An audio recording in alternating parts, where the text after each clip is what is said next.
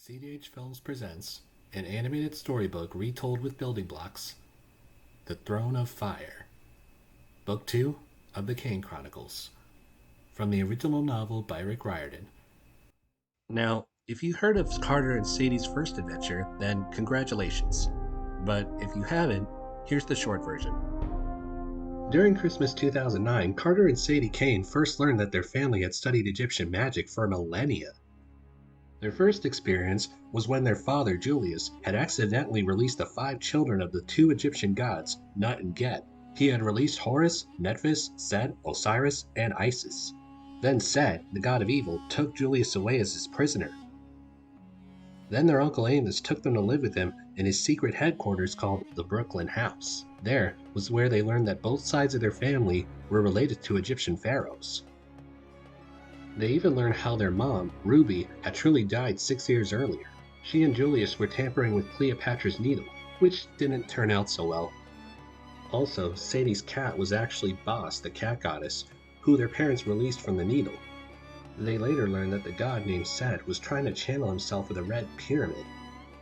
They also learned that the war god Horus had chosen Carter as his host, and Isis had chosen Sadie for her host.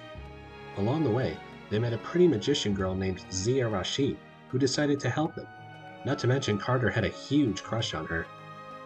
She also had a boss named Michel Desjardins, who tried to hunt them down because working with gods was illegal. Later on, they learned that Set had taken over Uncle Amos's body.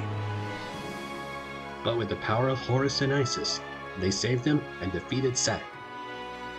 And Carter learned that his not quite yet girlfriend was just a magic clay dummy of the real thing the whole time she was there. And it's still painfully confusing. When their big adventure ended, they learned that it was pretty much still only the beginning. It turned out that Set was being controlled by the spirit of an even more powerful god named Apophis, the Chaos Snake. Carter and Sadie had to get ready for the evil god's return. So they assembled as many magicians as possible. So now, in the following March, which was just about 3 months after the Red Pyramid incident, Carter and Sadie were on their next mission: to rob a museum. The plan was simple: sneak inside the Brooklyn Museum unseen, hopefully, then borrow a particular Egyptian artifact and get out. They brought along their baboon butler, Khufu, and their first 2 recruits, Walt and Jazz.